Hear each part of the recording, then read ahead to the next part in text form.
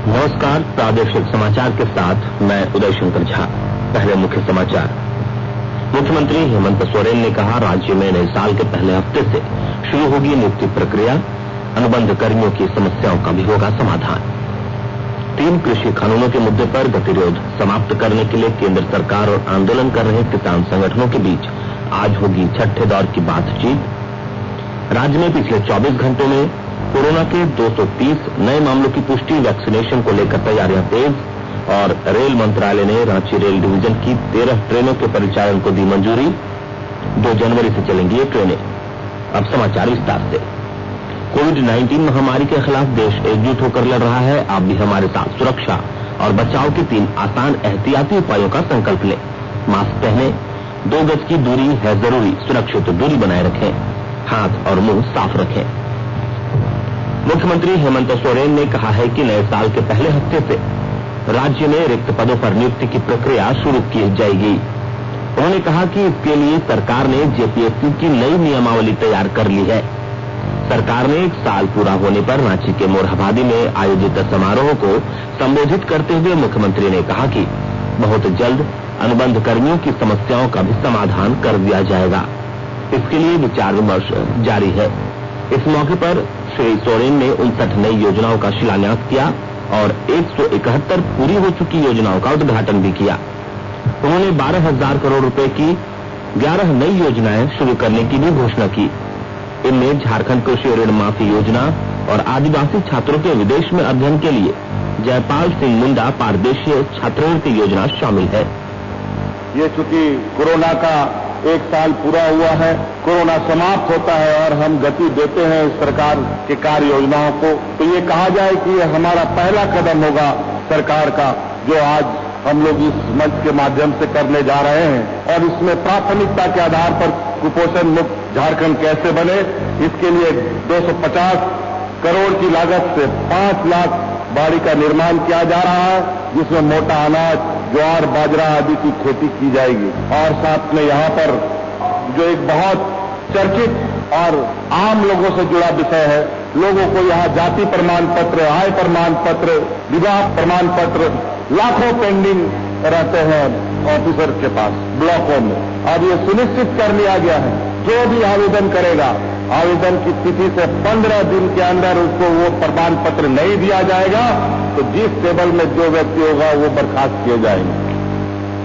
कार्यक्रम के दौरान 5 लाख से अधिक लाभुकों को गृह प्रवेश कराया गया। इस दौरान मुख्यमंत्री ने 511 अभ्यर्थियों को नियुक्ति पत्र भी प्रदान किया। कार्यक्रम में 11 लाख से अधिक लाभुकों के बीच परिसंपत्तियों का वितरण भी किया गया। राज्य की हेमंत सोरेन सरकार के 1 वर्ष पूरा होने पर कांग्रेस पार्टी ने प्रसन्नता जाहिर की है। रांची स्थित कांग्रेस भवन में आयोजित कार्यक्रम में मौजूद पार्टी के प्रदेश प्रभारी आरपीएन सिंह ने कहा कि यह सरकार जो कहती है उसे करके दिखाती है। उन्होंने कहा कि किसानों के लिए कर्ज माफी की योजना शुरू कर गठबंधन सरकार ने अपना वादा पूरा किया है। श्री सिंह ने कहा कि सरकार जन आकांक्षाओं के अनुरूप काम कर रही है। भारतीय जनता पार्टी ने राज्य की हेमंत सोरेन सरकार की 1 वर्ष की उपलब्धियों को पूरी तरह से खारिज कर दिया है। पार्टी विधायक दल के नेता और पूर्व मुख्यमंत्री बाबूलाल मरांडी ने रांची में पत्रकारों से बातचीत करते हुए कहा कि इस 1 वर्ष में सरकार सभी मोर्चों पर विफल रही है। श्री मरांडी ने कहा कि राज्य की गिरती विधि व्यवस्था सरकार की विफलता का प्रमाण है। उन्होंने कहा कि 1 वर्ष में 1,500 से ज्यादा महिलाओं के साथ दुष्कर्म की घटना हुई है। मौके पर मौजूद पार्टी के प्रदेश अध्यक्ष दीपक प्रकाश ने आरोप लगाया कि राज्य में सत्ता के संरक्षण में खनिजों की लूट हो रही है। उन्होंने कहा कि राज्य में भ्रष्टाचार बढ़ गया है। भाजपा की ओर से सरकार के 1 साल पूरा होने पर 28 पन्नों का आरोप पत्र भी जारी किया गया। आजसू पार्टी के अध्यक्ष सुदेश महतो ने भी हेमंत सोरेन सरकार पर हमला बोला है। सरकार की पहली वर्षगांठ को विश्वासघात दिवस के रूप में मनाते हुए श्री महतो ने कहा कि पहले साल में ही सरकार ने झारखंडी भावनाओं के साथ विश्वासघात किया है। उन्होंने जनता से एकजुट होने की अपील करते हुए कहा कि अपने राज्य को इस सरकार के भरोसे नहीं छोड़ा जा सकता। 3 कृषि कानूनों के मुद्दे पर गतिरोध समाप्त करने के लिए केंद्र सरकार और आंदोलन कर रहे किसान संगठनों के बीच आज छठे दौर की बातचीत होगी। सरकार ने प्रदर्शन कर रहे किसानों के 40 संगठनों को पत्र लिखकर वार्ता के लिए आमंत्रित किया है। वार्ता में कृषि कानून के अलावा न्यूनतम समर्थन मूल्य, वायु गुणवत्ता और बिजली से जुड़े कानूनों पर विचार विमर्श होगा। सरकार ने दोहराया है कि यह स्पष्ट लक्ष्य और खुले मन से किसानों द्वारा उठाए गए सभी मुद्दों का युक्तिसंगत समाधान करने के लिए प्रतिबद्ध है। महाराष्ट्र में संगोला से पश्चिम बंगाल के शालीमार तक 100वीं किसान रेल को रवाना करते समय प्रधानमंत्री नरेंद्र मोदी ने कहा था कि कृषि क्षेत्र में सुधार लाने के लिए सरकार की नीतियां पूरी तरह स्पष्ट और पारदर्शी है। उन्होंने जोर देकर कहा कि एनडीए सरकार तत्परता और प्रतिबद्धता के साथ किसानों और कृषि क्षेत्र को मजबूत करने के लिए कार्य करना जारी रखेगी। राष्ट्रपति रामनाथ कोविंद आज वीडियो कॉन्फ्रेंसिंग के माध्यम से डिजिटल इंडिया पुरस्कार 2020 प्रदान करेंगे। डिजिटल इंडिया विजन के लक्ष्य के अनुसार नामांकन से लेकर जांच और पुरस्कार प्रदान करने के समारोह की पूरी प्रक्रिया को पहली बार ऑनलाइन अंजाम दिया जा रहा है। प्रधानमंत्री नरेंद्र मोदी कल सुबह 11 बजे गुजरात के राजकोट में एम्स की आधारशिला रखेंगे। यह कार्यक्रम वीडियो कॉन्फ्रेंसिंग के माध्यम से होगा। इस परियोजना के लिए 201 एकड़ भूमि आवंटित की गई है। राजकोट एम्स 2022 के मध्य तक बनकर तैयार हो जाएगा।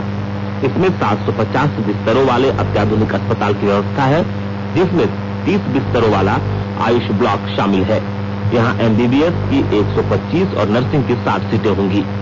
आकाशवाणी के ताजा तरीन समाचारों के लिए आप हमारी वेबसाइट newsonair.com पर लॉग इन कर सकते हैं। ताजा समाचार Twitter handle @AIR News Alerts और Facebook page all India radio news पर भी उपलब्ध है।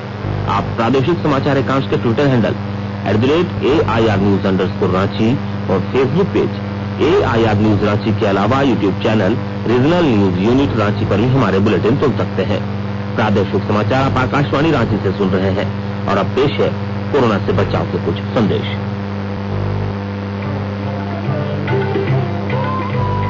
कोविड-19 से बचाव और सुरक्षित रहने के 3 उपाय।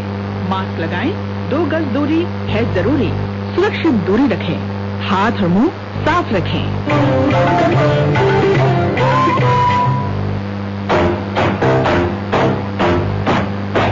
चलो मिलकर इसे शुरुआत करें, चलो एक फैसला आज करें, मास्क नहीं तो टोकेंगे, कोरोना को रोकेंगे, चलो इकरार करते हैं, चलो इकरार करते हैं, मास्क नहीं तो टोकेंगे, कोरोना को रोकेंगे। भारत सरकार द्वारा जनहित में जारी। राज्य में पिछले 24 घंटों के दौरान कोरोना के 230 नए मरीज मिले हैं। इसके साथ ही यहां कुल संक्रमितों की संख्या 1,14,650 हो गई है। हालांकि इनमें से 1,12,021 संक्रमित स्वस्थ हो चुके हैं। राज्य में सक्रिय मामलों की संख्या 1,604 है। पिछले 24 घंटे में 203 मरीजों ने इस वैश्विक महामारी को मात दी है। इसके साथ ही राज्य में स्वस्थ होने वालों की दर 97.70% हो गई है, जो राष्ट्रीय औसत से अधिक है। देश में कोविड-19 टीकाकरण का पूर्वाभ्यास कल असम, आंध्र प्रदेश, पंजाब और गुजरात राज्यों में सफलतापूर्वक किया गया। स्वास्थ्य मंत्रालय ने बताया कि यह अभ्यास आंध्र प्रदेश के कृष्णा जिले, गुजरात के राजकोट और गांधीनगर, पंजाब के लुधियाना और शहीद भगत सिंह नगर तथा असम के शोणितपुर और नलबाड़ी जिलों में चलाया गया। इसका उद्देश्य टीकाकरण की चुनौतियों की पहचान करना और योजना में जरूरी परिवर्तन करना शामिल है, ताकि अंतिम प्रक्रिया को बाधा रहित बनाया जा सके। केंद्रीय स्वास्थ्य मंत्रालय ने कहा कि विभिन्न कार्यों के लिए जिला प्रशासन ने विशेष दलों का गठन किया और लाभार्थियों के आंकड़े, टीके के आवंटन और टीकाकरण में काम में लगे कर्मचारियों और टीका दिए जाने वाले लोगों के बीच संपर्क करने जैसे अभ्यास किए गए। इस अभ्यास का उद्देश्य सूचना प्रौद्योगिकी के कोविन प्लेटफॉर्म पर भी कार्य का अनुभव प्राप्त करना था। इसके विस्तृत ब्यौरे और कर्मचारियों से मिली सूचनाओं से संचालन संबंधी दिशा निर्देश तैयार करने में मदद मिलेगी। साथ ही कोविड-19 टीकाकरण योजना को अंतिम रूप से लागू करने में कोविन सहायक होगा। इधर झारखंड में भी कोरोना वैक्सीनेशन को लेकर तैयारियां तेज कर दी गई हैं। राज्य में वैक्सीनेशन की प्रक्रिया जल्द शुरू होने की उम्मीद है। वैक्सीनेशन की प्रक्रिया शुरू होने से पहले इसका ड्राई रन चलाया जाएगा। राज्य प्रतिरक्षण पदाधिकारी अजीत कुमार प्रसाद ने बताया कि राज्य सरकार की कोशिश है कि लोगों को यह मुफ्त में मिले। उन्होंने बताया कि पहले चरण में राज्य के लगभग 1,22,000 स्वास्थ्य कर्मियों को टीका लगाया जाएगा। इसके लिए 6,000 से अधिक वैक्सीनेटर्स को प्रशिक्षण दिया गया है। विज्ञान और प्रौद्योगिकी मंत्री डॉक्टर हर्षवर्धन ने कल नई दिल्ली में प्रौद्योगिकी सूचना पूर्वानुमान और मूल्यांकन परिषद TIFAC द्वारा आत्मनिर्भर भारत के लिए तैयार की गई कार्रवाई सूची रिपोर्ट जारी की। इस अवसर पर डॉक्टर हर्षवर्धन ने कहा कि कार्यान्वयन एजेंसियों को इस रिपोर्ट में शामिल विचारों पर अमल करना चाहिए। उन्होंने कहा कि रिपोर्ट का उद्देश्य जीवन की गुणवत्ता में सुधार लाना और इस बात पर विचार करना है कि आत्मनिर्भर भारत में हमारे प्रयास कैसे योगदान दे सकते हैं। उन्होंने कहा कि आत्मनिर्भर भारत के लिए कार्रवाई सूची का लक्ष्य इस वर्ष जुलाई में TIFAC द्वारा कोविड-19 परवर्ती मेक इन इंडिया के बारे में जारी श्वेत पत्र पर ध्यान केंद्रित करना है। मंत्री डॉक्टर हर्षवर्धन ने कहा कि देश की स्वतंत्रता के 75 वर्ष पूरे होने पर 15 अगस्त 2022 तक रिपोर्ट में दिए गए प्रमुख सुझावों को लागू करने की रूपरेखा तैयार की जानी चाहिए। रेल मंत्रालय ने रांची रेल डिवीजन की 13 ट्रेनों के परिचालन को मंजूरी दे दी है। ये ट्रेनें नए साल में 2 जनवरी से चलेंगी। रांची के सांसद संजय सेठ ने पिछले दिनों रेल मंत्री और रेलवे बोर्ड के चेयरमैन को ट्रेनों के परिचालन के लिए मांग पत्र सौंपा था। इन ट्रेनों का परिचालन शुरू होने से लोगों को यात्रा में सहूलियत होगी। पाकुड़ जिले के ग्रामीण इलाकों में रहने वाली महिलाओं के स्वावलंबन और सशक्तिकरण की दिशा में कई कदम उठाए जा रहे हैं। झारखंड लाइवलीहुड प्रमोशन सोसाइटी इसमें महत्वपूर्ण भूमिका निभा रही है। विस्तृत ब्यौरा दे रहे हैं हमारे संवाददाता। आने वाला नया साल 2021 जिले की ग्रामीण महिलाओं के लिए रोजी रोजगार का द्वार खोलेगा। ऐसा इसलिए कि जिला प्रशासन ने महिलाओं को रोजगार बढ़ाने के साथ ही नया कामकाज चालू करने के लिए आर्थिक मदद की है। ग्रामीण विकास विभाग द्वारा संचालित Jharkhand state livelihood promotion society ने 1,736 सखी मंडलों से जुड़ी दीदियों के आपसी लेन देन को बढ़ावा देने के लिए 2 करोड़ 40 लाख रुपए बतौर चक्रीय निधि के रूप में मुहैया कराया है। इतना ही नहीं, जिले के 103 उत्पादक समूहों को मुर्गी एवं बकरी पालन के लिए 86 लाख रुपए की वित्तीय सहायता भी की गई है। महिलाओं की आजीविका बढ़ाने के लिए रेतीपाड़ा एवं पाकुड़िया प्रखंड को MRETC के तहत 12,50,000 रुपए का चेक दिया गया है। राम प्रसाद सिन्हा, आकाशवाणी समाचार, पाकुड़। और आइए अब सुनते हैं अखबारों की सुर्खियां। राज्य की हेमंत सोरेन सरकार के 1 वर्ष पूरे होने पर आयोजित किए गए राजकीय समारोह और ब्रिटेन से भारत लौटे 6 लोगों में कोरोना के नए स्ट्रेन की पुष्टि की खबर को लगभग सभी अखबारों ने अपने पहले पन्ने पर जगह दी है। दैनिक भास्कर ने मुख्यमंत्री हेमंत सोरेन द्वारा जाति और आय प्रमाण पत्र बनाने के लिए 15 दिनों का समय तय करने की खबर को पहली सुर्खी बनाई है, जबकि दैनिक हिंदुस्तान ने राज्य में नए साल के पहले हफ्ते से नियुक्ति प्रक्रिया शुरू होने की खबर को पहले पन्ने पर प्रमुखता से प्रकाशित किया है। दैनिक जागरण ने दूसरे टेस्ट मैच में भारत की जीत की खबर को अपनी पहली सुर्खी बनाई है। प्रभात खबर ने झारखंड में स्कूली स्तर पर खेल को अनिवार्य बनाने की खबर को पहले पन्ने पर जगह दी है। हिंदुस्तान टाइम्स ने भी ब्रिटेन से लौटे 6 लोगों में कोरोना के नए रूप की पुष्टि होने की खबर को पहले पन्ने पर प्रमुखता से प्रकाशित किया है, जबकि द टाइम्स ऑफ इंडिया ने आंदोलनरत किसानों और सरकार के बीच आज होने वाली बातचीत से संबंधित खबर को अपने पहले पन्ने पर जगह दी है। अंत में मुख्य समाचार एक बार फिर। मुख्यमंत्री हेमंत सोरेन ने कहा, राज्य में नए साल के पहले हफ्ते से शुरू होगी नियुक्ति प्रक्रिया, अनुबंध कर्मियों की समस्याओं का भी होगा समाधान। 3 कृषि कानूनों के मुद्दे पर गतिरोध समाप्त करने के लिए केंद्र सरकार और आंदोलन कर रहे किसान संगठनों के बीच आज होगी 6ठे दौर की बातचीत।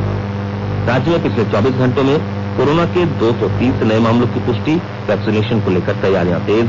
और रेल मंत्रालय ने रांची रेल डिवीजन की 13 ट्रेनों के परिचालन को दी मंजूरी, 2 जनवरी से चलेंगी ये ट्रेनें। इसके साथ ही आकाशवाणी रांची से प्रादेशिक समाचार का ये बुलेटिन समाप्त हुआ। नमस्कार। घर में रहिए, सुरक्षित रहिए और सुनते रहिए आकाशवाणी।